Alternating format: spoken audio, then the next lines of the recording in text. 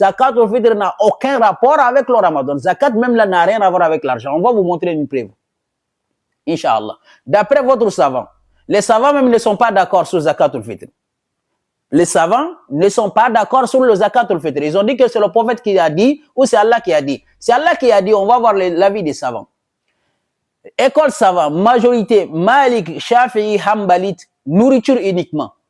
Imam Malik, Imam Shafi'i, Ahmad bin Hanbal, ils ont dit quoi? Que Zakat al-Fitr doit être donné seulement par la nourriture. Pour quelle raison? Regarde bien. Leur argumentation, ils se basent sur quoi? Imam Malik, Imam Shafi'i, Ahmad bin Hanbal, ils se sont basés sur quoi? Qu'il faut donner Zakat al-Fitr seulement la nourriture. Ils ont dit, c'est basant sur la pratique prophétique. Date, orge, raisin, sec, fromage. Que Mohammed y donnait seulement la nourriture. Imam Malik a dit ça, Shafi'i a dit, et Ahmad bin Hanbal a dit. Alors, on va commencer à demander à Abu Hanifa. Abu Hanifa, c'est lui le premier savant. Lui, il est plus âgé qu'Imam Malik. C'est-à-dire, Imam Abu Hanifa, lui, il est né avant Imam Malik, mais lui, il est né en Irak. Il est né en Irak, mais l'autre, il est né à Médine. Donc, et le premier savant, c'est Abu Hanifa. Lui, il est plus âgé qu'Imam Malik. Qu'est-ce que lui, il a dit? Abu Hanifa a dit que l'argent est autorisé. Il y a des imams Malik, même, il y a certains qui suivent Imam Malik, ils ont dit que quand tu donnes l'argent, c'est interdit catégoriquement de donner l'argent. C'est-à-dire, Zakat al-Fitr, c'est interdit. Imagine, interdit. Mais Abu Hanifa autorise l'argent. C'est-à-dire, tu vas voir qu'eux-mêmes, ils ne se mettent pas d'accord. Alors, si le prophète a donné la nourriture, alors pourquoi Abu Hanifa, il vient, il contredit Imam Malik, il contredit la pratique du prophète? C'est-à-dire, là, vous allez voir que c'est des manipulateurs. Ça ne vient pas d'Allah ni le messager d'Allah. Sinon, si ça venait le messager d'Allah, Abu Hanifa, qui est un grand savant, comment lui n'a pas entendu que le prophète a donné la nourriture? Si le prophète a donné la nourriture, alors lui doit suivre l'enseignement du prophète. Alors pourquoi Abu Hanifa contredit Imam Malik, Ahmad bin Hanbal et Shafi'i? C'est-à-dire, vous-même, là, vous raisonnez comment? Le prophète a donné la nourriture. Alors pourquoi Abu Hanifa n'a pas entendu le hadith qui dit que le prophète a donné la nourriture?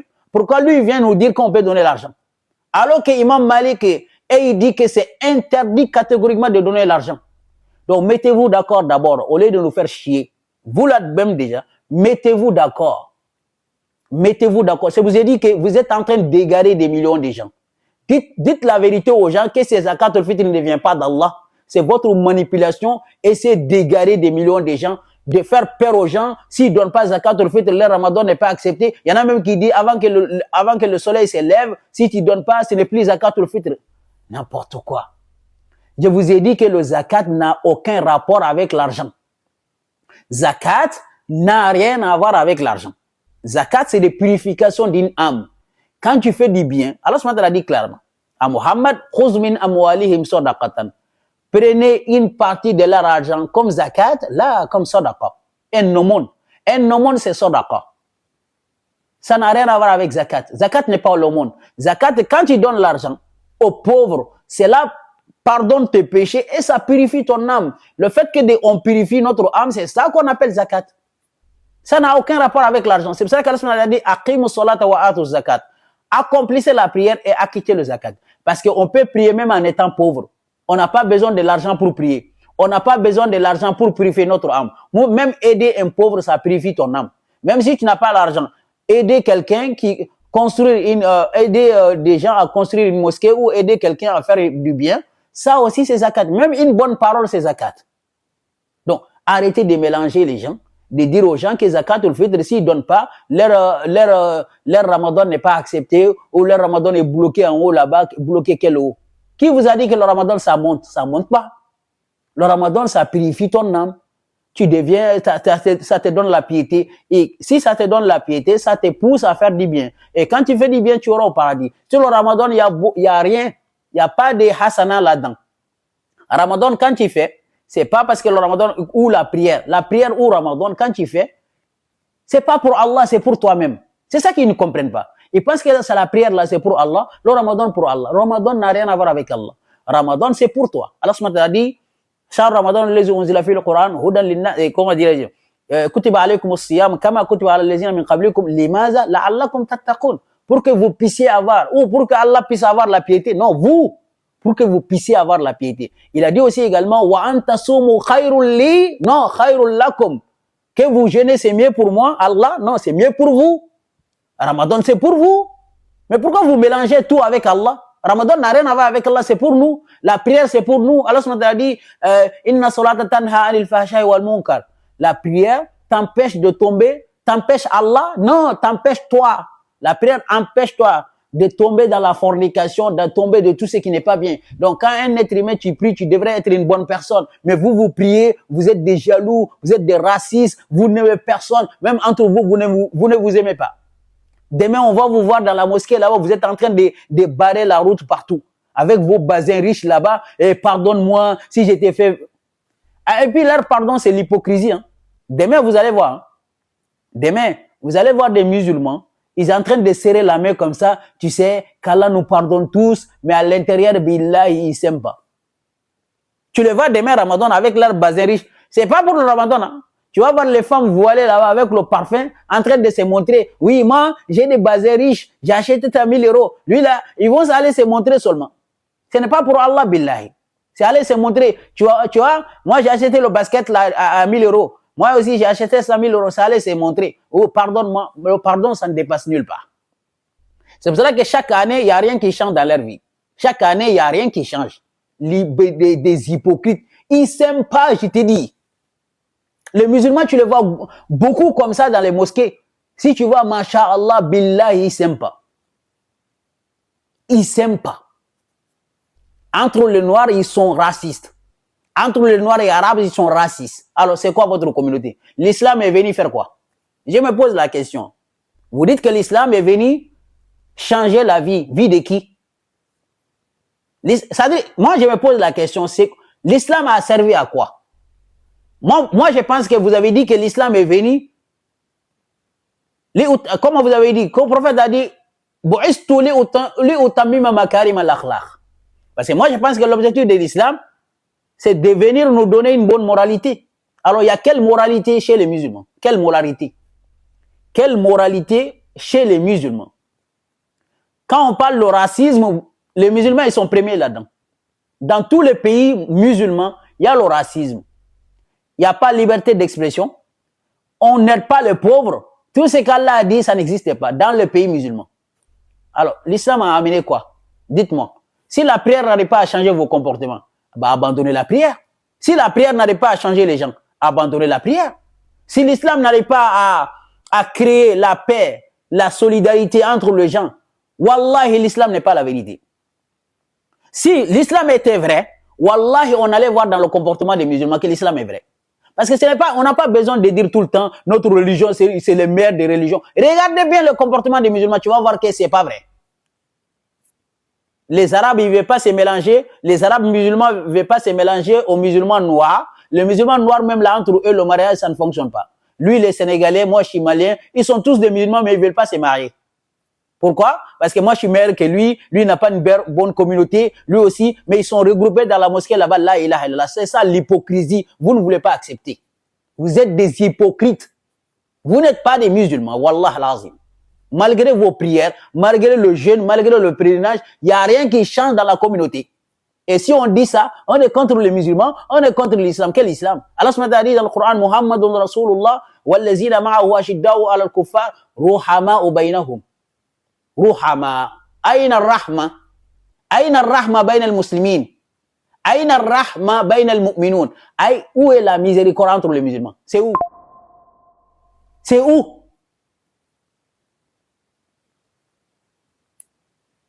C'est pour cela que tous les musulmans, ils ont quitté leur pays. Tous les musulmans, ils ont quitté leur pays. Personne ne va faire forcer pour aller en Arabie Saoudite. Là, normalement, nous, on doit se forcer pour aller en Arabie Saoudite.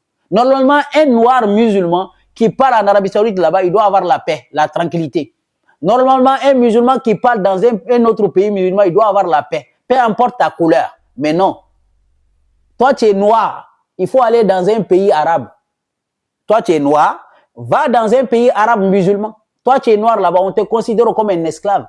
On te considère comme une poubelle. Voilà l'islam. Oh, jusqu'à présent, on doit prier. La prière nous permet d'être des bons musulmans. Alors, pourquoi ces gens-là, ils prient, ils n'arrivent pas à changer? Pourquoi la prière n'arrive pas à les changer? C'est quoi ces bêtises là-bas? On vous dit la vérité, changez, vous allez nous dire que nous, on est contre l'islam. Vous n'aimez pas la vérité, vous aimez critiquer toutes les religions, mais vous n'aimez pas. Regarde, hein. La fête de Ramadan demain, vous avez déjà vu un chrétien qui est en train d'insulter les musulmans? Demain, c'est la fête de Ramadan. Vous avez déjà vu un chrétien qui a fait les vidéos en train de dire ne fêtez pas la fête des musulmans, ne les faites pas, c'est des musulmans sont des comme ça. Vous n'avez jamais vu. Parce qu'ils sont bien éduqués plus que vous. Ils sont bien éduqués. Ils ont compris que c'est pas ça qui fait fonctionner. Mais si c'était la fête des chrétiens, vous allez voir sur les réseaux sociaux, ils ont insulté tous les chrétiens. Les chrétiens sont des mécréants, ils vont aller en enfer, un musulman ne doit pas mélanger avec les chrétiens. Vous avez entendu un chrétien en train d'insulter? D'ailleurs, même là, ils vont vous donner des cadeaux. D'ailleurs, même là, le demain, ils vont aller vous saluer. Voilà la différence entre vous et ces gens. Ils vous ont dépassé dans l'éducation. Ils vous ont dépassé dans tout. Ils vous donnent même la nourriture. Mais quand leur fête arrive, c'est vous qui avez la haine. Et au même moment, vous dites que votre religion, c'est une religion de paix et l'amour. Quel amour? Quel amour? Quel amour? Quel amour vous allez dire ici? Les chrétiens, ils vous ont dépassé dans tout. Tout! Wallah lazim. Les chrétiens qui sont là, ils savent très bien que moi et eux, on n'a pas la même foi. Parce qu'ils croient à Jésus comme Dieu, moi je ne crois pas. Ils savent très bien. Mais ils savent que j'ai dit la vérité. Parce qu'ils vous ont dépassé dans tout. Ils ne vous insultent pas, c'est vous qui continuez à les insulter. Ils sont là à ouvrir des endroits pour aider le pauvre, les secours catholiques. Il n'y a aucun endroit ici, en France, ici, qu'il y ait une mosquée qui est en train d'aider le pauvre. Non, il y a secours catholique. Alors, le jour où moi je vais voir une mosquée qui est ouverte pour accueillir les étrangers, je vais dire, mais actuellement là, je vois que des secours catholiques qui sont en train d'aider le pauvre. Mais quand la mosquée finit, ils ferment la mosquée et ils vont aller faire chier les gens. Laisser les babes là-bas, et il faut mettre les hijabs, il faut nanani nanana. Et regardez les chrétiens. On n'a pas besoin, je dis bien, quand tu es sur la vérité, tu n'as pas besoin d'insulter les gens. Quand tu es sur la vérité, comme vous dites, tu n'as pas besoin, c'est ton comportement qui montre. Si l'islam, comme vous dites, c'est une religion de paix et d'amour, vous n'avez pas besoin de forcer les gens. Mais quelqu'un qui quitte l'islam, vous l'harcelez. Une femme qui porte le hijab et qui a abandonné le hijab, on commence à l'insulter sur les réseaux sociaux. C'est-à-dire, toi, tu es une femme, tu as commencé à porter le hijab. Mais le jour où tu laisses le hijab, tu vas voir les mêmes personnes, ils vont venir t'harceler sur les réseaux sociaux. Toi, tu es mécréante, tu as abandonné, tu n'as même pas honte. Voilà la communauté musulmane. Dès que tu commences à faire quelque chose, au lieu il n'y a pas de, c'est-à-dire, je ne sais pas comment je vais dire quoi. C'est-à-dire, ils aiment trop la violence. Quand une femme commence à porter le hijab, ils vont venir sur le commentaire. Masha'Allah, Allah te fait la miséricorde, qu'Allah te bénisse. Mais les mêmes femmes là, demain, ils viennent dire aux gens que moi, je suis fatigué de porter le hijab et c'est le Satan qui est en train de t'égarer et crains Allah, tu vas aller en enfer, nanani, nanana. Voilà votre comportement. Vous ne donnez même pas envie aux gens de rentrer en islam. Wallah lazim. Vous ne donnez même pas envie aux humains de rentrer à cette religion. Tout le monde fuit. Il y en a même qui sont là-dedans, ils n'ont pas de solution. Parce que s'ils quittent, les parents ils vont dire que oui, mon fils, tu as quitté, tu quittes la maison. Mais non, Wallahi, la majorité des gens qui sont en islam, ils veulent quitter. Pourquoi? Parce que vous les étouffez. Vous les étouffez avec vos interdits. Tout est interdit. Une femme ne doit pas faire, un homme ne doit pas faire, nanani, nanana, nanana, vous faire chier les gens. Wallahi, vous faites chier les gens. C'est pour ça que j'ai dit à tout le monde, ne regardez pas les musulmans, sinon tu vas quitter l'islam. Quand tu regardes le musulman, wallahi, tu vas quitter l'islam. Tout ce qu'Allah a dit, ils ne font pas. Le contraire. Insulter, maudisser. Hein? Donc, Inch'Allah. Comme je vous dis, Zakat al-Fitr, ce n'est pas une obligation. On va finir avec ce verset et je vous laisse monter, Inch'Allah. Alors, ce matin, le vendredi, la prière du vendredi n'existait pas. La prière du vendredi, c'est la même prière. Ça ne change pas. Alors, ce matin, comment dirais-je? Si les Sahaba y voient des commerces, ou un divertissement, pourquoi les Sahaba, et ils ont dit que la prière du vendredi était une obligation. Alors, si la prière du vendredi était une obligation, pourquoi le Sahaba, ils voyaient le prophète en train de prêcher, ils laissent le prophète aller faire le divertissement ou aller faire le commerce? Donc les Sahaba, ils n'ont pas compris le mérite qui existe dans la prière du vendredi jusqu'à ce que la prière du vendredi, elle laisse le prophète aller faire le commerce et le divertissement. Allah a dit, hein, wa in ra'aw tijaratan. Allah a dit, quand certains d'entre eux, qui le sahaba, tombent sur une affaire commerciale ou un divertissement, ils s'y précipitent, ils te laissent qui? Muhammad, il te laisse debout. Donc les sahaba n'ont pas compris que le vendredi, c'est une prière qui est obligatoire, qui est importante, jusqu'à ce qu'il laisse le Muhammad aller faire une autre commerce. Vous êtes des aliénés, billahi. Ces jours-là, il n'y avait pas une prière qui s'appelle une prière de vendredi. Ça n'existait pas. Je vous ai dit, si la prière de vendredi existe, venez avec le khutbah du Jumu'ah des prophètes. C'est fini. On vous attend ici avec le khutbah du Jumu'ah du prophète. Si le prophète réellement a fait, vous êtes capable de rentrer dans la vie privée du prophète, comment le prophète couchait avec ses femmes. Vous nous avez dit, hein, dans le Bukhari est écrit là-bas, comment le prophète couchait avec ses femmes, comment le prophète chiait. Comment le prophète chiait, vous avez dit dans vos livres là-bas. Vous êtes capable de nous montrer comment le prophète nettoyait ses fesses. Vous n'êtes pas capable de nous donner le khutbah du Jumu'ah du prophète. Vous êtes quel genre de personne? Vous allez rentrer dans la vie privée du prophète. D'aller là-bas, d'aller dire que le prophète, comment il pissait, comment il chiait. Alors montre-nous déjà comment le khutbah du Jumu'ah du prophète. Venez nous donner. Parce que le khutbah du Jumu'ah, ça se faisait devant milliers de gens, devant le sahaba. Donc aucun sahaba n'a pris le temps d'écrire le khutbah du Jumu'ah du prophète.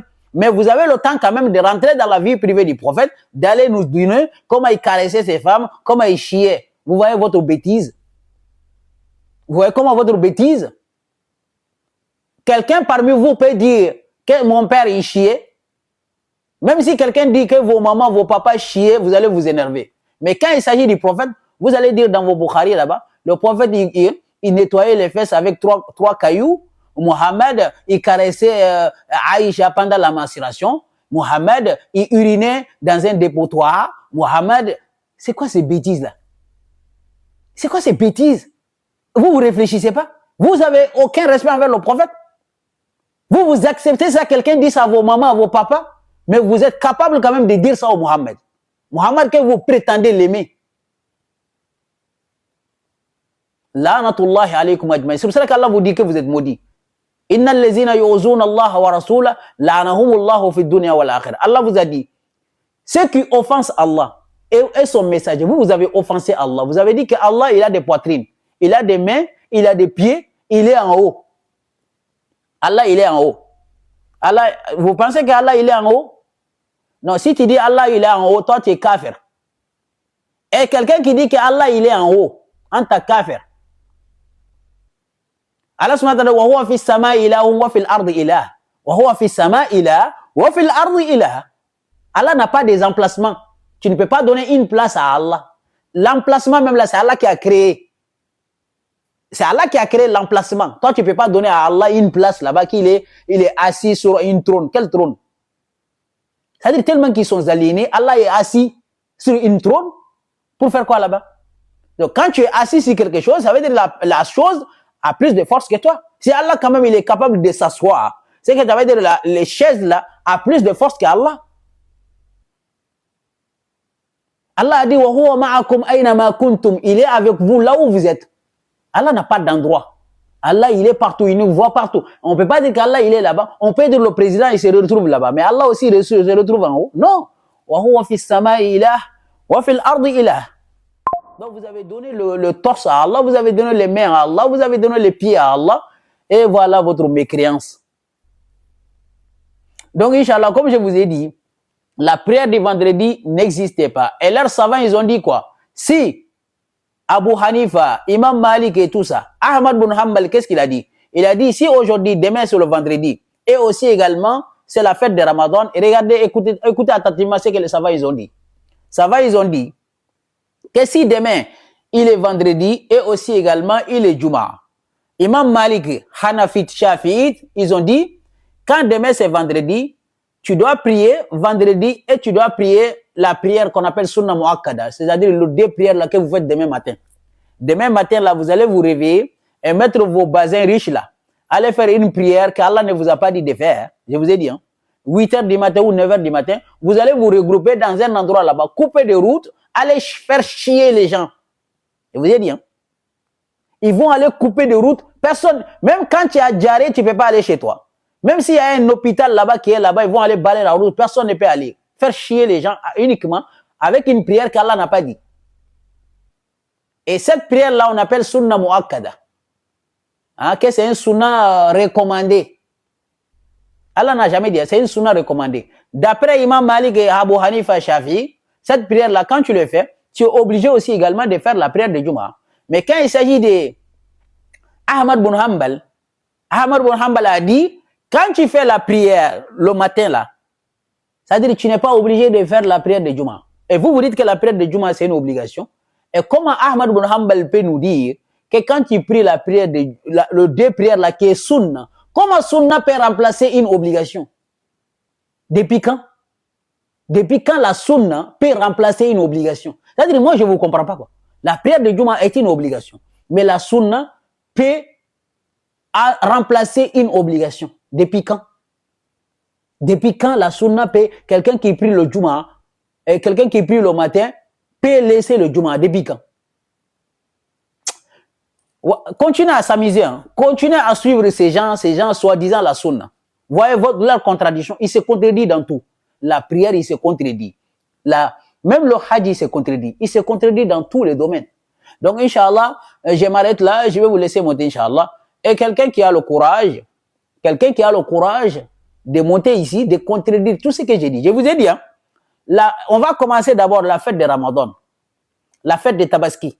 Ces deux fêtes-là n'existaient pas dans le Coran. Quelqu'un qui a des kilos, il n'a qu'à monter et nous montrer là où Allah a cité la fête de Ramadan, là où Allah a cité les fêtes de Tabaski. Comme vous êtes, vous voyez les chrétiens, oui, les chrétiens, les Noël n'existaient pas dans la Bible. Alors, venez ici nous montrer là où se trouve la fête de Ramadan et la fête de Tabaski, Inch'Allah.